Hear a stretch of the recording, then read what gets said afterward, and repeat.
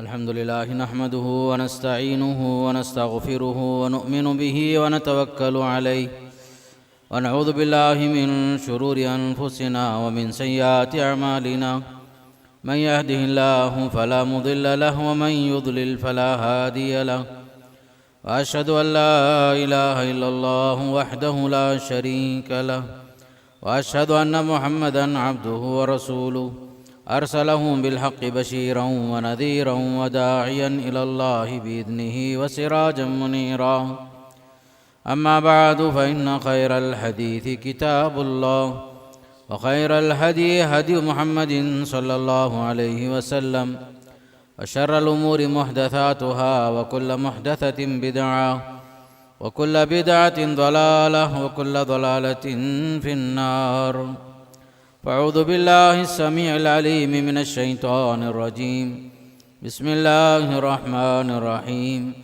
يا بني آدم قد أنزلنا عليكم لباسا يواري سوآتكم وريشا ولباس التقوى ذلك خير ذلك من آيات الله لعلهم يذكرون عن أبي هريرة رضي الله عنه قال قال رسول الله صلى الله عليه وسلم لا ينظر الله إلى من جر إزاره بطرا رواہ البخاری۔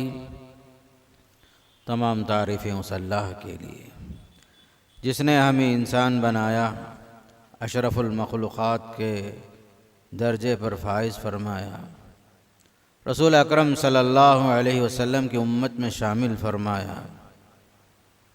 درود و سلام ہو اللہ کے نبی صلی اللہ علیہ وسلم پر، آپ کے صحابہ کرام، تابعین اور تبع تابعین سے اللہ راضی ہو۔ اللہ تعالیٰ ان سب کے خدمات جلیلہ قبول فرمائے اور انہیں جنت نصیب فرمائے، اور ہمیں اپنے اسلاف کے نقش قدم پر چل کر دین اور دنیا میں کامیابی اور کامرانی حاصل کرنے کی توفیق نصیب فرمائے۔ محترم حضرات، ابھی آپ کے سامنے سورہ اعراف کی ایک آیت، بخاری شریف سے ایک حدیث آپ کے سامنے رکھا۔ آیت کریمہ میں اللہ کا پیغام یہ ہے، یا بنی آدم، اے آدم کے اولاد، قد انزلنا علیکم لباسا، ہم نے تمہارے لیے ایک لباس اتار دیا ہے، یواری سوآتکم وریشا، جو تمہاری شرمگاہوں کو چھپاتا ہے اور زینت کا ذریعہ بھی ہے یہ لباس، ولباس التقوی ذالک خیر، تقوی کا لباس تو بہتر ہے۔ یہ لباس خصوصاً اللہ کی نشانیوں میں سے ہے تاکہ وہ لوگ نصیحت حاصل کر لیں۔ حضرت ابو ہریرہ رضی اللہ تعالیٰ عنہ نے ارشاد فرمایا، اللہ کے نبی صلی اللہ علیہ وسلم نے فرمایا تھا، لا ينظر اللہ الی من جر ازارہ بطرا، اللہ تعالیٰ قیامت کے دن اس بندے کی طرف نظر کرم نہیں فرمائے گا جو اپنا ازار، اپنا لباس، اپنا تہبند خاص کر کے غرور کے ساتھ، تکبر کے ساتھ لٹکاتے پھرتا ہے۔ یہ بخاری شریف کی حدیث ہے۔ قرآن مجید کی آیت اور حدیث کی روشنی میں خاص کر مسلمانوں کے لیے لباس کے کچھ شرعی احکامات اور آداب بیان کیے جا رہے ہیں۔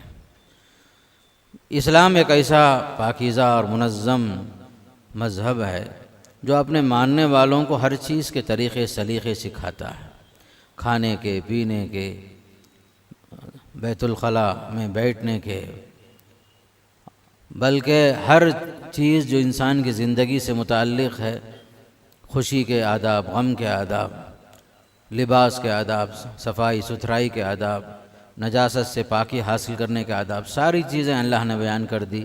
اللہ کے نبی صلی اللہ علیہ وسلم نے احادیث شریفہ میں ساری باتیں تفصیل کے ساتھ بیان فرمائی۔ اب اس مختصر وقت میں خاص کر کے لباس سے متعلق جو شرعی آداب اور احکام ہیں وہ جاننے کی ہمیں کوشش کرنا چاہیے۔ اب آیت کریمہ سے دو بات معلوم ہوئی کہ لباس کا مقصد کیا ہے، کیوں اللہ نے لباس انسان کے لیے اتارا، لباس کی کیا ضرورت تھی۔ اللہ نے دو باتیں بیان فرمائی کہ لباس کے دو فائدے ہیں، ایک فائدہ جو ہے اخلاقی ہے اور دوسرا فائدہ طبعی ہے۔ اخلاقی اعتبار سے انسان کو اللہ تعالیٰ اس کے بچپن سے ہی شرم اور حیا کی تعلیم دینا چاہتا ہے۔ انسان ہمیشہ با حیا ہو، شرم کے ساتھ ہو، چاہے مرد ہوں عورتیں ہوں۔ اپنے عزت کی حفاظت کریں، شرمگاہ کی حفاظت کریں، اور لباس پہن کر کے اپنے جسمانی عیوب کو چھپائیں، خاص کر کے ستر ڈھانپنا اور بے حیائی سے بچنا، یہ سب سے پہلا اخلاقی سبق دیا جا رہا ہے۔ اس لیے کہ اللہ کے نبی صلی اللہ علیہ وسلم نے یہ بھی بیان فرمایا، بخاری کی حدیث ہے کہ ہر دور میں ہر نبی کی تعلیمات میں سے ایک اہم تعلیم یہ تھی، اذا فاتک الحیا فاصنع ما شئت، جب تمہارے اندر حیا نہ ہو، شرم نہ ہو، جو چاہے کر لو آپ۔ گویا کہ انسان کی فطرت کے ساتھ ساتھ ہر شریعت کے اندر یہ قانون دیا گیا کہ باقاعدہ ہر انسان با حیا ہو، شرم کے ساتھ ہو، اور ایسے لباس پہنے جس سے اس کی عزت محفوظ رہے، چاہے مرد ہو عورت ہو۔ تو پہلا فائدہ یہ بتایا کہ یواری سوآتکم، تمہارے جسمانی عیوب محفوظ رہیں، تمہارے عیوب کو کوئی نہ جانے۔ گویا کہ اللہ تعالیٰ نے لباس کے ذریعے سے انسان کے ستر ڈھانپنے کا ایک ذریعہ قرار دیا اور بے حیائی سے بچنے کی تعلیم بھی دی۔ دوسرا فائدہ، طبعی فائدہ یہ ہے کہ انسان کے لیے خاص کر یہ لباس سردی میں، گرمی میں، موسمی جو اثرات ہیں اسے بچانے کا ذریعہ بھی ہیں، اور دوسری طرف زیب و زینت کا ذریعہ بھی ہیں۔ انسان لباس پہن کر خوبصورت ہو جاتا ہے، جبکہ آپ دیکھیں گے کہ دنیا کے اندر ہزاروں مخلوقات ہیں، کسی مخلوق کے لیے سوائے انسان کے لباس کا اہتمام آپ نہیں دیکھیں گے۔ اللہ نے حضرت انسان کے لیے لباس کو زیب و زینت کا ذریعہ قرار دیا۔ اسی سورہ اعراف کے اندر آگے کی آیتوں میں بیان فرمایا، یا بنی آدم خذوا زینتکم عند کل مسجد، اے آدم کی اولاد، نماز کو آتے ہوئے ہر نماز کے موقع پر ذرا زیب و زینت کا لحاظ کرو، اچھے لباس پہن کر آیا کرو۔ خذوا زینتکم عند کل مسجد، عند کل مسجد کا معنی معلوم ہے ہر نماز کو آتے ہوئے پاکی صفائی کا تو لحاظ کرنا ہی پڑے گا ہر مسلمان کے لیے، لیکن پاکی اور صفائی کے ساتھ ساتھ ذرا زیب و زینت کا بھی خیال رکھو، کپڑے کا پاک صاف ہونا ضروری ہے۔ تیسری آیت سورہ مدثر میں آپ کے سامنے رکھ رہا ہوں، وَثِيَابَكَ فَطَهِّرْ فرمایا۔ ابتدائی آیتیں ہیں جو ابھی قرآن نازل ہو رہا ہے۔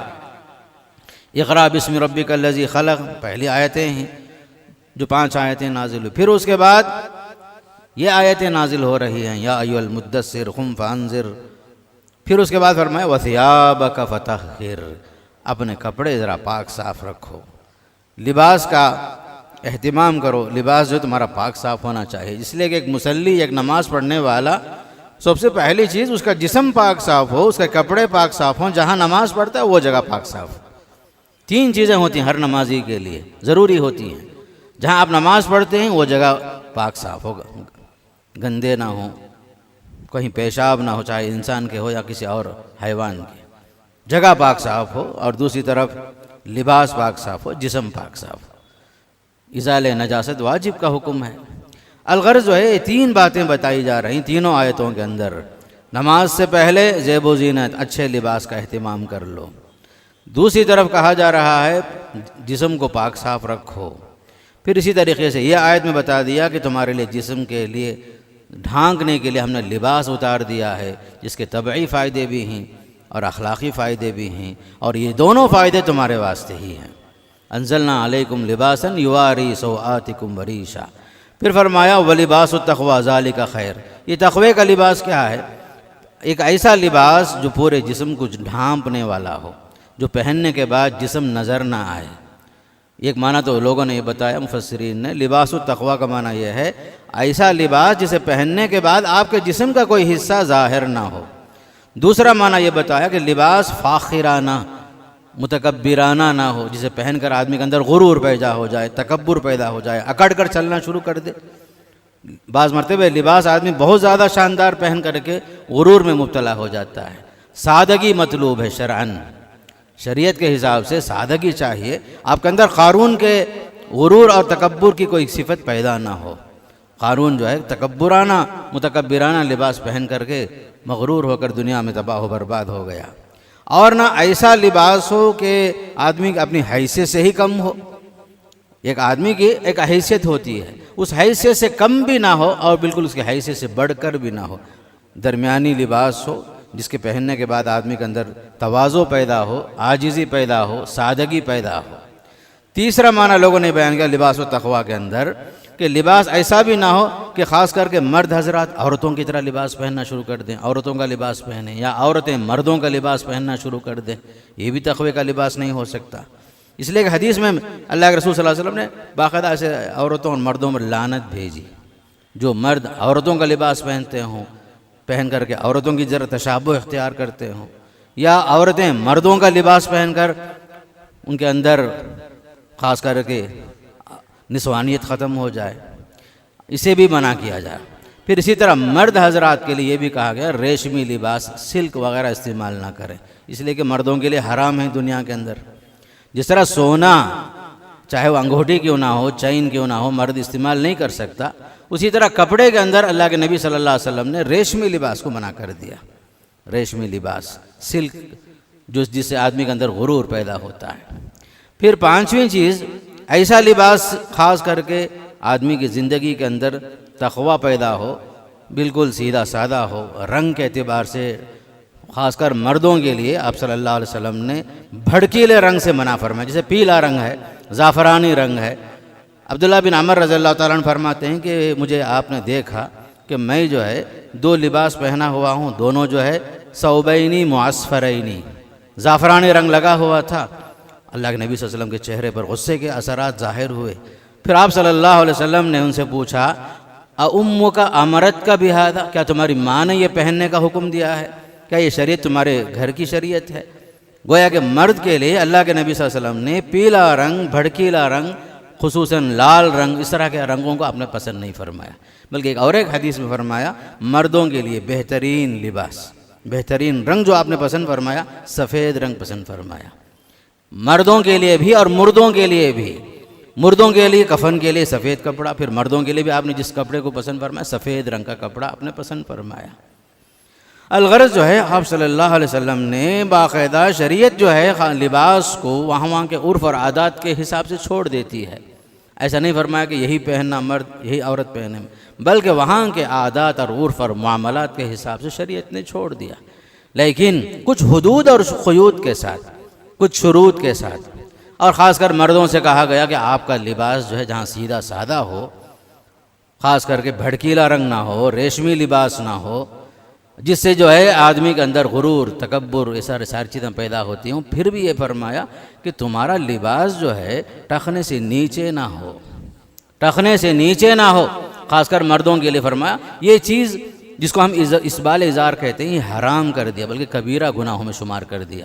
آپ کچھ بھی پہنو، شریعت اسے منع نہیں کر رہی ہے، چاہے آپ لنگی ہی پہنو، ازار پہنو، پینٹ پہنو، کوئی اس کی ممانعت نہیں ہے، لیکن آپ کے لیے حد بندی یہ ہے کہ مرد حضرات اپنا کپڑا ٹخنے سے اوپر پہنیں گے۔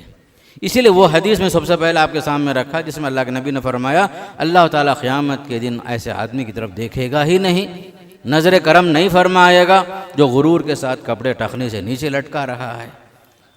گویا کہ اس حدیث میں اللہ کے نبی صلی اللہ علیہ وسلم نے سختی کے ساتھ منع کر دیا گیا ہمارا لباس، اس کی حد بندی کہاں ہے؟ باقاعدہ پنڈلیوں تک ہو، بس یعنی ٹخنوں سے اوپر تک ہو، ٹخنے سے نیچے نہ جائے۔ اس لیے کہ ایک حدیث میں یہ بھی فرمایا ما اسفل من الکعبین ففی النار، جو کپڑا ٹخنے سے نیچے جائے گا وہ جہنم کا حصہ بنے گا فرمایا۔ بعض حضرات دو حدیثوں کو سمجھنے میں مغالطہ کرتے ہیں۔ ہر آدمی بولتا ہے میرے دل میں کوئی غرور نہیں ہے، میں تو پہنتا ہوں، وہ ممانعت اس غرور کی وجہ سے، حالانکہ میرے اندر غرور نہیں ہے، تکبر نہیں ہے۔ آپ کو معلوم ہونا چاہیے دو عمل الگ الگ ہیں، دو وعیدیں الگ الگ ہیں۔ اگر آدمی غرور سے پہنتا ہے تو اس کا ایک حکم الگ ہے، غرور کے بغیر پہنتا ہے اس کا حکم الگ ہے۔ پہلی وہ جو حدیث جو غرور کی وجہ سے آپ پہن رہے ہیں تو فرمایا اللہ تعالیٰ آپ کی طرف نظر کرم نہیں فرمائے گا۔ دوسری جو حدیث بخاری میں ہے جو ٹخنے کے نیچے پہن رہے ہیں، غرور کے بغیر پہن رہے ہیں، فرمایا وہ حصہ جہنم میں جائے گا۔ جو حصہ غرور کے بغیر ہی صحیح کپڑے کو ٹخنے سے نیچے لٹکا کے پہن رہے، فرمایا وہ حصہ جہنم کا حصہ بنے گا۔ بلکہ اور ایک حدیث جو غرور کے ساتھ پہنتے ہیں ان کے لیے اور ایک حدیث میں اللہ کے نبی نے فرمایا تین آدمی ہوں گے جو قیامت کے دن اللہ تعالیٰ ان سے نظر کرم نہیں کرے گا، نہ ان سے کلام رحمت کرے گا، نہ اچھی بات کرے گا ان سے، اور نہ ان کو گناہوں سے پاک صاف کرے گا۔ اچھی طرح نوٹ کر لیجئے، جو حضرات سمجھنے میں غلط فہمی کر رہے ہیں ان کے لیے خاص کر بتا رہا ہوں کہ جو حضرات غرور کے ساتھ کپڑے لٹکاتے ہیں ان کے لیے وعیدیں الگ بتائیں، تین وعیدیں۔ اللہ تعالیٰ کلام رحمت نہیں کرے گا، بات بھی ہوگی تو غصے کے انداز سے اللہ کا غضب نازل ہو جائے گا، نظر بھی ہے تو نظر کرم نہیں ہے، نظر غضب ہوگا، اور گناہوں سے پاک صاف نہیں کرے گا۔ وہ 3 حضرات کون ہیں؟ اس میں سے ایک چیز المسبل، کپڑے کو ٹخنے سے نیچے لٹکانے والا، دوسرا المنان، احسان کر کے احسان جتا رہا ہے، کسی کو کچھ دیا اللہ کے واسطے، شروع میں نیت یہ ہوتی، بعد میں پھر جو ہے احسان جتانا شروع کر دیتا، میں ہی دیا، سب کو بولتے ہوئے پھرتا ہے، احسان جتانے والا۔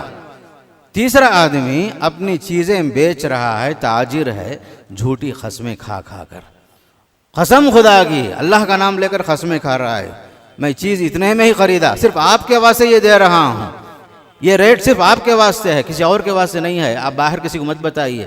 سب کے ساتھ یہی بولتا ہے، جھوٹی قسمیں کھا رہا ہے۔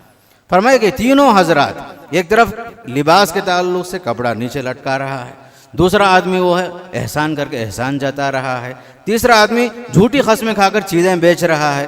بلکہ اور ایک حدیث میں آپ نے فرمایا، تمہارے قسم کھانے کی وجہ سے ایک گاہک جو ہے چیز تو خرید لے گا، اس لیے کہ آپ قسم کھا رہے ہیں اللہ کا نام لے کر، لیکن اللہ تعالیٰ برکت چھین لے گا۔ فرمایا جھوٹی قسم کا نقصان کیا ہوگا؟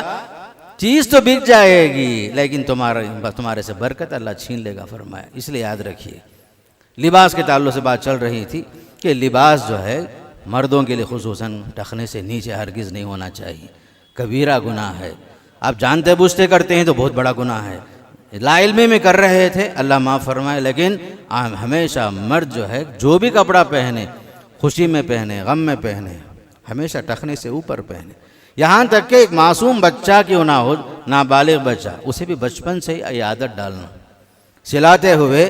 بعض لوگوں کو میں دیکھتا ہوں، بلکہ آپ بھی دیکھتے ہیں، ہمیشہ معمول ہے، مسجد میں آئے تو فوراً کپڑا جو لپیٹنا شروع کر دیے، مسجد سے باہر گئے پھر دوبارہ جو چھوڑنا شروع کر دیے، اسے کیا فائدہ؟ جبکہ حدیث کے مطابق پوری زمین مسجد ہی مسجد ہے۔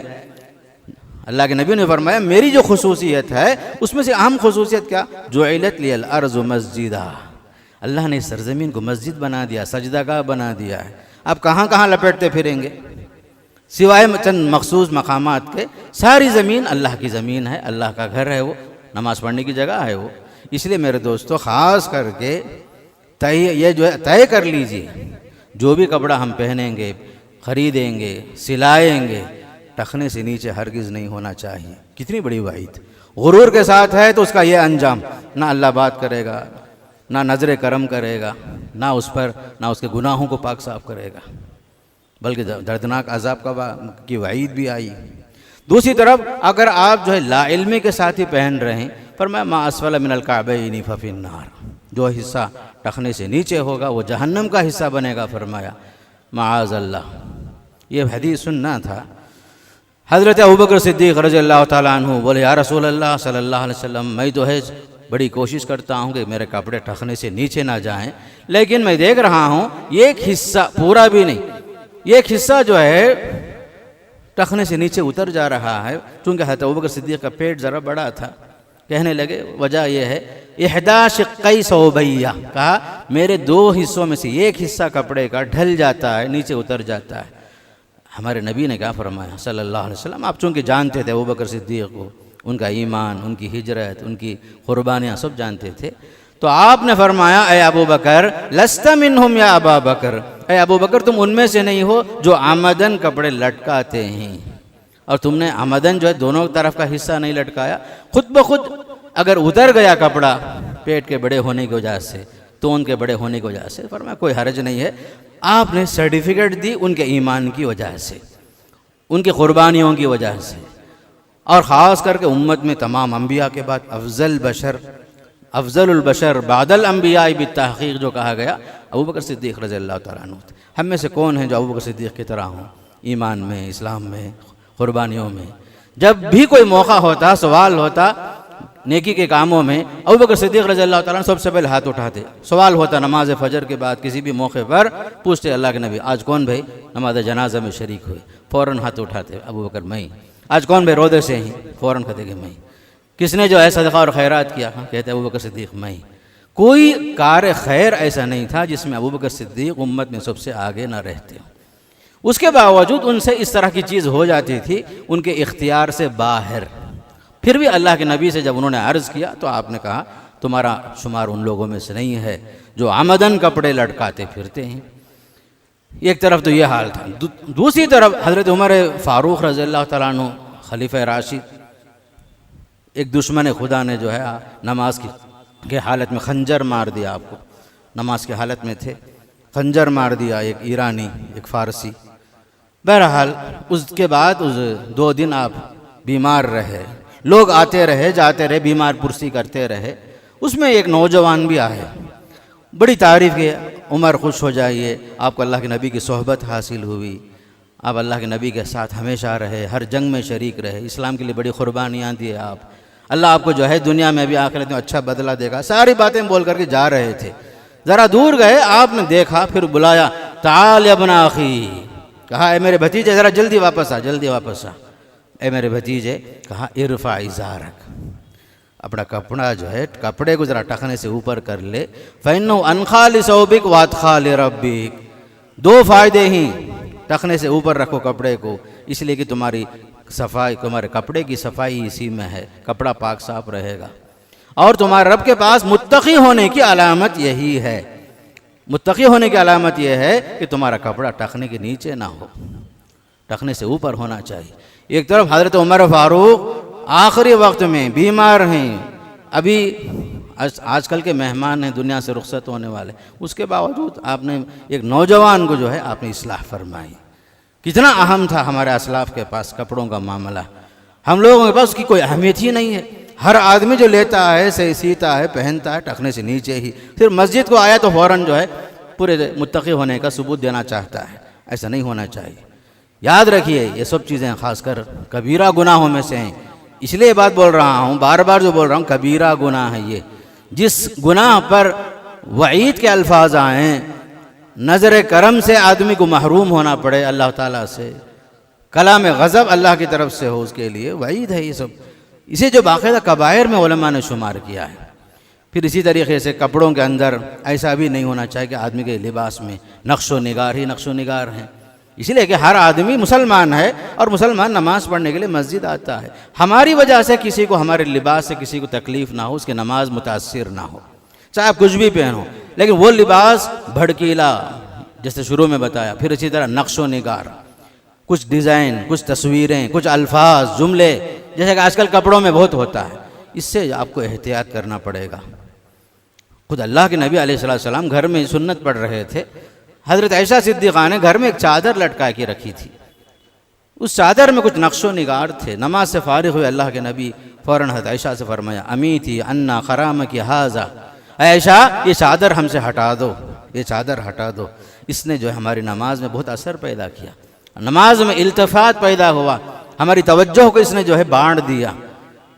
تو ہم لوگ کتنے لوگ ہیں جو نماز پڑھتے تو ہیں، ہمارے پیچھے ہمارے بنینوں میں، ٹی شرٹوں میں کیسے کیسے جملے لکھے ہوئے ہوتے ہیں، یا کیسے کیسے نقش و نگار ہوتے ہیں، کچھ تصویریں ہوتی ہیں جانداروں کی، کبھی غیر جانداروں کی، سب کی تصویریں ہوتی ہیں. اس سے نمازی متاثر ہوتا ہے. اس لیے آپ جو ہے اتنا کوشش کیجئے نماز کو آتے ہوئے آپ کا لباس سیدھا سادہ ہو، آپ کا پیچھے جو صف ثانی میں ہے کسی کو تکلیف نہ ہو، اس کی نماز متاثر نہ ہو.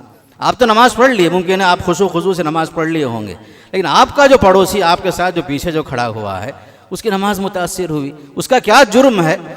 آپ کی وجہ سے اس کی نماز برباد ہوئی. پوری نماز وہی دیکھتا رہا، وہ 1000 جو ہے نظر پھیرنے کے باوجود بار بار اس کی نظر آپ کے قمیص پر پڑی، آپ کے بنین پر پڑی، آپ کے بچوں کی بنین پر پڑی. آج کل بچوں کے جو کپڑے آتے ہیں سب میں نقش و نگار، یہاں سے وہاں تک تصویریں. دنیا جو ہے انسانوں کو جو دین پر باقی رکھنا نہیں چاہتی.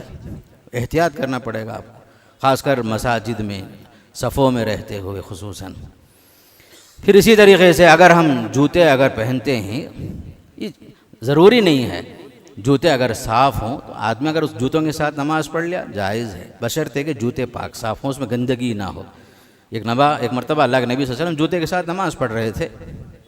اتنے میں جبریل امین نماز کے دوران اللہ کے نبی کو یہ اشارہ کر دیے، جوتے نکال دیجئے، اس میں گندگی پڑی ہوئی ہے. آپ نے نماز میں ہی جوتے نکال دیا، صحابہ نے آپ کو دیکھا تو وہ بھی جوتے نکالنے لگے. پھر آپ نے نماز کے بعد بتایا معاملہ میرا ایسا تھا، آپ لوگ کیوں نہیں نکالے؟ اگر ہمارے پاس زمین جو ہے مٹی والی ہے، کچی زمین ہے، کوئی کہیں اتفاقاً کہیں جوتے کے ساتھ نماز پڑھ رہا ہے، جائز تو ہے، لیکن ضروری نہیں ہے کہ آپ جو قالین والی مسجدوں میں چلے جائیں، چپل پہن کر چلے جائیں، نہیں۔ حکم تو یہ بھی ہے انکا فخلعنا علیک انکا بالوادی المقدس طویٰ، جو مقدس مقامات ہوتے ہیں وہاں پر جوتے نکالنے کا حکم دیا جاتا ہے۔ ایک مسئلہ جواز کا الگ ہوتا ہے، جائز ہونا الگ چیز ہے۔ کبھی کبھی آدمی اگر گھر میں اگر آدمی اپنے کمرے میں جوتے کے ساتھ کھڑا ہوا، نماز پڑھ لیا، کوئی بات نہیں ہے، پڑھ لے سکتا ہے، بشرطے کہ جوتا پاک صاف ہو، گندگی نہ ہو اس کے اندر۔ پھر اسی طرح خاص کر نمازی کا معاملہ ہے، لباسی کا معاملہ ہے، سر کے اوپر ٹوپی کا معاملہ ہے۔ آپ کو معلوم ہونا چاہیے سر کا ڈھانکنا نماز کے واجبات میں سے نہیں ہے، نماز کے شرائط میں سے نہیں ہے کہ مصلی سر پر ہر حال میں سر ڈھانک کر آئے، سر کو چھپا کر آئے۔ یہ واجب تو نہیں ہے، شرائط میں سے نہیں ہے، ارکان میں سے نہیں ہے، لیکن ہمارے نبی کا طریقہ جو ہے اس دور میں، اس دور کے عرف اور عادات کے حساب سے سر ننگا نہیں رہتا تھا۔ عرب کے عادات کے مطابق کوئی ٹوپی پہنتے تھے، کوئی جو ہے امامہ پہنتے تھے، بہرحال کچھ نہ کچھ ہوتا تھا اس زمانے میں۔ اگر کوئی آدمی سر ڈھانک کر نماز پڑھ رہا ہے تو اچھی چیز ہے، مستحب ہی ہے۔ اگر کوئی آدمی نماز میں سر میں ٹوپی کے بغیر اگر پڑھ رہا ہے تو اس کی نماز متاثر نہیں ہوئی، نماز تو صحیح ہوئی، لیکن زیادہ سے زیادہ آپ اتنا خیال رکھیں وہاں کے عرف اور عادات کیا ہیں، وہاں کے حالات کیا ہیں۔ معاملہ کوئی ثواب اور گناہ کا نہیں ہے، اس سے بڑھ کر نہیں ہے یہ چیز، لیکن وہاں کے کلچر کیا ہیں، اس لیے کہ لباس کا تعلق کلچروں سے ہے۔ عرب کا ایک خاص کلچر، وہاں کا ایک خاص لباس آج کا جو چل رہا ہے، جبکہ اللہ کے نبی کے زمانے کا جو کلچر تھا 2 چادر، بلکہ ایک چادر بھی پہنتے تھے جو ساتر ہوتا تھا۔ اللہ کے نبی نے اس آدمی کو نماز پڑھنے کی اجازت دی جو ایک چادر میں نماز پڑھ رہے تھے، بشرطے کہ کندھا جو ہے کھلا ہوا نہ ہو، سر کھلا ہوا ہے لیکن کندھا جو ہے ایک مصلی کا کندھا جو ہے سطر کے ساتھ رہے، ڈھانک کر نماز پڑھے، آپ نے اس کا اہتمام فرمایا۔ تو عربوں کا لباس جو آج ہو گیا یہ کلچر بن گیا۔ ترکی کی خاص ٹوپی ہوتی ہے، سوڈان کا خاص ایک امامہ ہوتا ہے، سوڈان میں وہاں کا ایک خاص کلچر ہے وہ۔ تو یہ سب جو ہے ہر ملک کے اپنے اپنے لباس ہوتے ہیں، ہر دیش کا ایک بھیس ہوتا ہے، ہر ملک کے اندر ایک خاص طریقہ ہوتا ہے لباسوں کا، وہاں کے ماحول کا۔ وہاں کے بڑوں کے سامنے جب تک ہم لوگ دیکھتے تھے بچپن میں، بڑوں کے سامنے ٹوپی کے بغیر بچے اور جوان بچے جو ہے ٹوپی کے بغیر سامنے نہیں آ سکتے تھے، اس لیے کہ گھروں کی ایک عادت تھی، بڑوں کا احترام ہوتا تھا، اور مسجدوں میں سارے لوگ ٹوپی کے ساتھ آتے تھے۔ ایک وہاں کا کلچر ہوتا ہے، طریقے ہوتے ہیں، اس کو فالو کر لینے میں کوئی گناہ نہیں ہے، اس میں ضدی نہیں ہونا چاہیے۔ بعض مسجدوں میں آپ دیکھیں گے کوئی آدمی ننگا سر نماز پڑھ رہا ہے تو پیچھے سے فوراً ایک آدمی اگر ٹوپی لا کے سر پہ ٹھوسنے کی کوشش کرے گا، یہ کوئی ضروری نہیں ہے بیچارے کا۔ دوسرا آدمی کیا کرے گا جو ٹوپی کے ساتھ پڑھ رہا ہے، عمدن جو ٹوپی نکال کے پھینکے گا۔ نماز کے اندر یہ شرارتیں چلتی رہتی ہیں، نہ پہننا واجب ہے، نہ پہننا خلاف سنت ہے، یہ سب کلچر ہیں، عادات ہیں۔ میرے دوستو اپنے ماحول کے ساتھ چلیے، اور اس کو جو ہے اتنا بڑا ایشو نہ بنائیے کہ نمازی مسجد میں لڑنا شروع کر دیں ٹوپی کے موضوع پر۔ یہ سب جو ہے اپنے اپنے دور کے عادات ہیں، اطوار ہیں، اور باقاعدہ وہاں کے کلچر ہیں، تہذیبیں ہیں، اور اپنے بڑوں کا ایک احترام بھی اس میں ملحوظ رہتا ہے، ساری چیزیں ہوتی ہیں۔ لیکن نبی نے یہ نہیں فرمایا جو آدمی ننگے سر نماز پڑھے گا اس کی نماز نہیں ہوگی، یہ نہیں فرمایا اللہ کے نبی نے۔ آپ کا طریقہ کیا رہا؟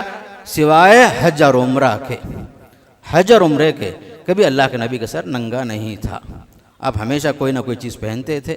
امامہ کا ذکر، خلنسوا کا ذکر آتا ہے، برنس کا لفظ استعمال ہوتا ہے، یہ ساری چیزیں حدیث میں معلوم ہوتی ہیں۔ تو بہرحال یہ زینت کا ذریعہ بھی ہے۔ اگر آدمی ٹوپی پہنتا ہے، ٹوپی کی بھی شکلیں الگ الگ ہوتی ہیں، ہر جگہ کی الگ الگ ٹوپیاں ہوتی ہیں، آدمی اگر اس کا لحاظ رکھ لیا تو کوئی چیز خلاف شریعت نہیں ہوتی۔ خاص کر کے یہاں 2 چیزیں یاد رکھنے کی ہیں کہ لباس 2 مقصد کے لیے اللہ نے بنایا، ایک طبعی فائدہ اور دوسرا جو ہے اخلاقی فائدہ۔ اور ہمارا لباس خاص کر کے مردوں کے لیے جو بتایا گیا، ان تمام شروط کا، ان اصولوں کا خیال کرنا ضروری ہے جس کی وجہ سے آدمی غرور میں مبتلا نہ ہو، اور ہمیشہ آدمی کے اندر سادگی رہے، تکبر نہ پیدا ہو، اور لباس ہمیشہ صاف اور شفاف ہو اور نقش و نگار سے خالی ہو۔ خصوصاً مردوں کے لیے نقش و نگار والے کپڑے، رنگین کپڑے، بھڑکیلے رنگ، یہ سب اللہ کے نبی نے ناپسند فرمایا، جیسا کہ شروع میں ساری باتیں آپ کے سامنے رکھی گئیں۔ پھر اسی طریقے سے لباس میں 3 چیزوں کا احتیاط کرنا پڑتا ہے. جیسے جو شروع میں بتایا، مرد عورتوں کا لباس نہ پہنے، عورتیں مردوں کا لباس نہ پہنے. لباس کے اندر فاسقوں اور فاجروں کی نقخالی نہ ہو. جیسے کہ آج کے زمانے میں جو فیشن ہے، ایسے لوگ جو بے دین ہیں، بد دین ہیں، ان کے جو ہے نقش و نگار اور ان کی نقخالی ہوتی ہے. لباس میں بھی، سر کے بالوں میں بھی، ہر چیز کے اندر آدمی نقل کرنا چاہتا ہے مرعوب اور مغلوب ہو کر. فاسقوں اور فاجروں کے لباس کی کوئی اہمیت نہیں ہوتی. پھر اسی طریقے سے فخر کے لیے استعمال کرنا لباس، غرور کے لیے آدمی لباس، مہنگا لباس پہن کر سب کے سامنے اپنے غرور کا اظہار کرنا شروع کر دے، اسے بھی منع کیا جاتا ہے. ایک حدیث ہے، اللہ کے نبی صلی اللہ علیہ وسلم سے ایک صحابی نے پوچھا، یا رسول اللہ، میں چاہتا ہوں کہ میرا کپڑا اچھا ہو، میرا جوتا اچھا ہو، کیا اس کے اندر غرور ہے کیا؟ پوچھے. میں چاہتا ہوں کہ میرے کپڑے اچھے، میرا لباس اچھا اور میرے جوتے اچھے ہوں، کیا اس کے اندر غرور ہے کیا؟ پوچھے اللہ کے نبی صلی اللہ علیہ وسلم. آپ نے فرمایا کہ نہیں، ان اللہ جمیل یحب الجمال، اللہ خوبصورت ہے، خوبصورتی کو پسند کرتا ہے. شریعت نے وہاں تک اجازت دی. آپ خوبصورتی چاہتے ہیں، اچھا لباس پہنو، آپ کی حیثیت کے مطابق پہنو. آپ کی حیثیت لاکھوں کروڑوں کی ہے، آپ جو فقیروں کا لباس پہنے، یہ بھی تو خلاف شریعت ہے. شریعت یہ چاہتی ہے، ان اللہ اذا انعم علی عبد یحب ان یری اثر نعمته علیہ، اللہ تعالیٰ آپ پر نعمتوں کی بارش برسا رہا ہے، اللہ تعالیٰ اس کی نشانیاں تم پر دیکھنا چاہتا ہے. فرمایا اللہ کے نبی صلی اللہ علیہ وسلم نے، آپ کو اللہ تعالیٰ نے صاحب حیثیت بنایا، اچھی حیثیت آپ کی، اچھا کھاؤ، اچھا پہنو، لیکن فضول خرچی نہ کرو. ایک ہی آیت کے اندر ساری باتیں آ گئی جو میں شروع میں بتایا، یا بنی آدم خذوا زینتکم عند کل مسجد وکلوا واشربوا ولا تسرفوا. اے آدم کی اولاد، زیب و زینت کا لحاظ کرو ہر نماز کے موقع پر، کھاؤ پیو لیکن فضول خرچی نہ کرو. اللہ تعالیٰ فضول خرچی کرنے والوں کو پسند نہیں کرتا. ایک طرف لباس کا حکم بھی آ گیا، دوسری طرف کھانے پینے کی اجازت دی گئی. اللہ جو آپ کو دیا ہے کھاؤ پیو، لیکن ولا تسرفوا، آپ کی صحت کا خیال رکھو، فضول خرچی نہ کرو. اگر آپ حد سے زیادہ کھا لیے بد ہضمی ہو جائے گی. گویا کہ پورے میڈیکل سائنس کو اللہ تعالیٰ نے آیت کے آدھے حصے میں جمع کر دیا. کلوا واشربوا ولا تسرفوا، کھاؤ پیو، فضول خرچی نہ کرو، فضول خرچی نہ کرو. کھانے میں بھی، پینے میں بھی، پہننے میں بھی، ہر چیز کے اندر اپنے حدود سے باہر نہ جاؤ. اس لیے کہ اللہ کو ایسے لوگ پسند نہیں ہیں، فرما دیا. بعض مرتبہ ہم دیکھتے ہیں کہ بعض کمپنیوں میں ٹائی لگا کر جانا ضروری ہوتا ہے، بعض جگہوں میں خامخواہ کی پابندیاں ہوتی ہیں. حالانکہ یہ ٹائی کا جو سلسلہ ہے باقاعدہ جو ہے اس کے پیچھے ایک ٹریڈ مارک ہے اور باقاعدہ ایک مذہبی شعار ہے عیسائیت کا، نصرانیت کا، عیسائیت کا. جس لباس کے ذریعے سے عیسائیت یا کسی اور مذہب کا تشبہ لازم آتا ہو، اسے بچنا ضروری ہے آپ کے لیے. قاعدہ عام ہے، من تشبہ بقوم فہو منہم. جو آدمی کسی قوم کے مشابہت اختیار کر لے یا ان کا شعار اپنا لیتا ہے، ان کی مخصوص لباس یا مخصوص لباس کے اندر خاص ٹریڈ مارک کے طور پر کوئی علامت استعمال کرتا ہے، وہ آپ کے لیے جائز نہیں ہے. مسلمان ہیں، ان کا اپنا ایک شعار ہے، کرسچن ہیں، ان کا اپنا شعار الگ ہوگا. ایک مسلمان جو ہے کسی یہودی یا نصرانی کی نخالی کر نہیں سکتا. اگر جو ہے نخالی کے طور پر آپ کو مجبور کیا جا رہا ہے کہ آپ کو بھی ہماری طرح لباس پہننا پڑے گا، ہمارے ہیئر اسٹائل جو ہے اسی طرح آپ کا بھی بنانا پڑے گا، وہاں کوئی آپ کی نوکری کوئی ضروری نہیں ہے. ایسی جگہ میں زمین اللہ کی بہت کشادہ ہے، روزی دینے والا اللہ ہے. محض لباس یا آپ کی شکل صورت، بعض کمپنیوں میں داڑھی کے بغیر آنے کا حکم ہوتا ہے، بعض بچوں کو اس لیے ریجیکٹ کیا جاتا ہے، نوجوان بچوں کو داڑھی ہے ضرورت نہیں ہے. کوئی بات نہیں ہے، روزی دینے والا اللہ ہے. روزی کا اختیار انسان کے ہاتھ میں نہیں ہے، روزی تو اللہ دے رہا ہے. ایسی جگہ جو ہماری داڑھی کے خلاف وہ جو ہے آگے بڑھ کر داڑھی کے خلاف بول رہا ہے، یا ہماری بچیوں کو برقعے کے بغیر آنے کی تعلیم دی جائے، تعلیم کے لیے ہی صحیح، پڑھنے کے لیے وہاں جانا ضروری نہیں ہے کہ خلاف شریعت پردے کے بغیر یا اختلاط کے ساتھ ہی آپ کو پڑھنا پڑے گا. مرد و زن کا اختلاط لازم آئے. ایسی جگہ نوکری، ایسی جگہ جو ہے تعلیم کوئی ضروری نہیں ہے. آپ مسلمان ہیں، میں مسلمان ہوں، ہمارے لیے ہماری تعلیم، ہماری شریعت ہر جگہ مقدم ہے، چاہے وہ عادات سے ٹکرائے، کلچر سے ٹکرائے، شریعت سے نہ ٹکرائے. ہماری شریعت یہی ہے. ہم آئیں گے، ہماری عورتیں، ہماری بچیاں جائیں گی، باحجاب جائیں گی، ورنہ جو ہے ایسی تعلیم کی ضرورت ہی نہیں ہے جو ہماری شریعت کا مذاق اڑا رہی ہوں، داڑھی کا مذاق اڑا رہا ہو. کوئی کپڑے کو ٹخنے سے نیچے پہنتا ہے تو اسے لوگ جو ہیں اس کا مذاق نہ اڑائیں. آپ اس کا مذاق نہیں اڑا رہے ہیں، یہ بھی چیز یاد رکھیے، بعض مرتبہ کیا ہوتا ہے، بعض نوجوان طبقہ جو ہے شریعت پر عمل کرنا چاہتا ہے، ٹخنے سے نیچے نہیں پہننا چاہتا، لوگ اسے مجبور کرتے ہیں، مذاق اڑاتے ہیں۔ آپ اس کا مذاق نہیں اڑا رہے ہیں، آپ اگر مسلمان ہیں اور اس کا مذاق اڑا رہے ہیں، حقیقت میں آپ شریعت کا مذاق اڑا رہے ہیں، اس سنت کا مذاق اڑا رہے ہیں جس کا وہ پابند ہے۔ شریعت کا مذاق اڑانا کفر ہو جاتا ہے میرے دوستو۔ کسی بھی آدمی کو دین پر عمل کرتا تو کرنے دو، اگر آپ نہیں کر رہے ہیں تو آپ کا قصور الگ ہے، لیکن دوسرے کے لیے مجبور بناؤ، دوسرے کو مجبور کرو کہ وہ خلاف شریعت کام کرے، یہ آپ کے لیے شیطانی عمل ہو جائے گا، یہ جائز نہیں ہوتا ہے۔ خاص کر کے یاد رکھیے، بچوں اور بچیوں کو بھی لباس کے تعلق سے بچپن سے ہی شرم اور حیا والا لباس پہنا ہے۔ ہم دیکھتے ہیں جب بھی شادی بیاہ کا موقع، عید کا موقع آتا ہے تو بچوں کے لباس کے اندر بھی عریانیت آ جاتی ہے، دونوں ہاتھ کھلے رہتے ہیں یا بالکل ایسا پتلا کپڑا جس جسم نظر آ رہا ہے۔ بچوں کے لیے، چھوٹے بچوں کے لیے جب جائز نہیں تو بڑی عورتوں کے لیے بدرجہ اولا حرام ہوا۔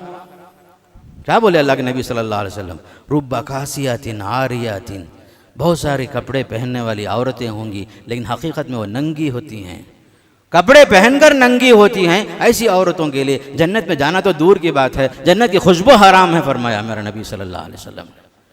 چاہے آپ مسجد کو بھی کیوں نہ آتی ہوں یا عیدگاہ کو آتی ہماری عورتیں، ایسا لباس جائز نہیں ہے جس سے وہ جسم ظاہر ہوتا ہو، پتلا لباس، پتلے کپڑے جس سے جسم ظاہر ہو جائے، بچوں کے لیے بھی اور اسی طرح عورتوں کے لیے، کسی کے لیے بھی۔ اور اسی طرح برقع جو ہوتا ہے ہمارا، اپنے شرم اور حیا کو چھپانے کا ایک ذریعہ ہوتا ہے، لیکن یہ آج کل کے زمانے میں یہ برقع خود بھی ایک فتنے کا ذریعہ بن گیا، مختلف ڈیزائن کے برقعے۔ سیدھا سادہ جو برقع پہلے جو ہوتا تھا اس کے برعکس جو ہے ہر برقعے کے اندر پھول، نقش و نگار، رنگ برنگ کے مختلف رنگوں کے کام، ڈیزائنز وغیرہ جو ہوتے ہیں، ہر نہیں دیکھنے والا بھی ادھر دیکھتا ہے، ہر فاسق و فاجر کی نظر تو کیا ہر آدمی کی نظر اس پر جاتی ہے۔